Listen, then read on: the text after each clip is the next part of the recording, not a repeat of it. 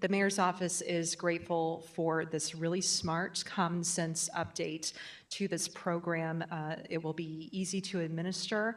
So you all know we have already set up meetings with DHS, or we will be setting up meetings with DHS between now and the potential bill passage date to make sure that should this bill pass and be signed by the mayor, that it will be ready programmatically to be implemented as soon as we can stand it up.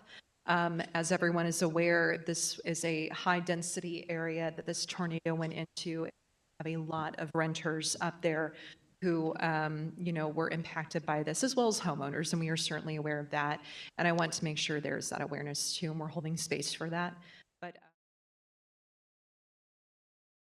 great. And then in the bill, the money goes to pay 1 month rent of an eligible unit. Is that, I know we're not touching that, so this is basically people will apply through the program as it's set up with, Employment Connection or whoever. I'm sure it's bid out in some way. And so they would apply and be able to get, if they, pass through the application the first month, a 1 month rent assistance, basically, is the idea. Just so everyone knows what we're talking about when we talk about what the fund does. I appreciate that. I think this is a great thing to allow for this to be included.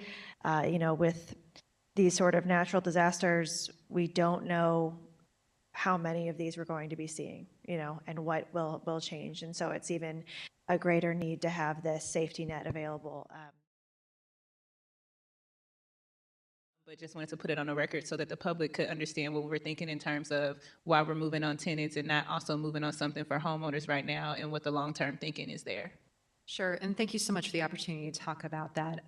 Tenants, homeowners, no matter where you live, no matter how you were able to secure housing, if you were housing insecure, if you were an unsheltered resident, you're important to us and you matter, and we're going to keep on going to the mat for you to make sure that you have safe, stable housing as quickly as we can. So on this piece, the reason we are moving on the rental side of it now is because this is funding that's already appropriated. It's available. Enough of the parameters have already built out in a way that we feel confident that we can administer in partnership with Employment Connections.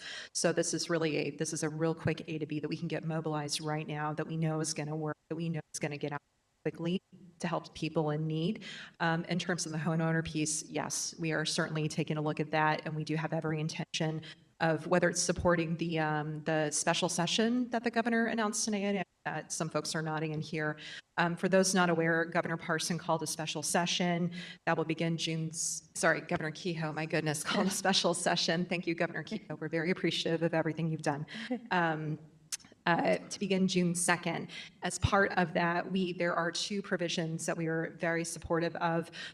One will provide support through a program through Missouri Housing Development Corporation, a program that's already stood up. So it's not like there's going to be a buildup or any buildup time at all, but to support homeowners who were uninsured. There's an application process. It would be an additional $25 million proposed to be infused in that right out the gate. And folks who are uninsured homeowners, which we do know that is an issue in a lot of these areas, right, would be eligible to apply through that program for assistance.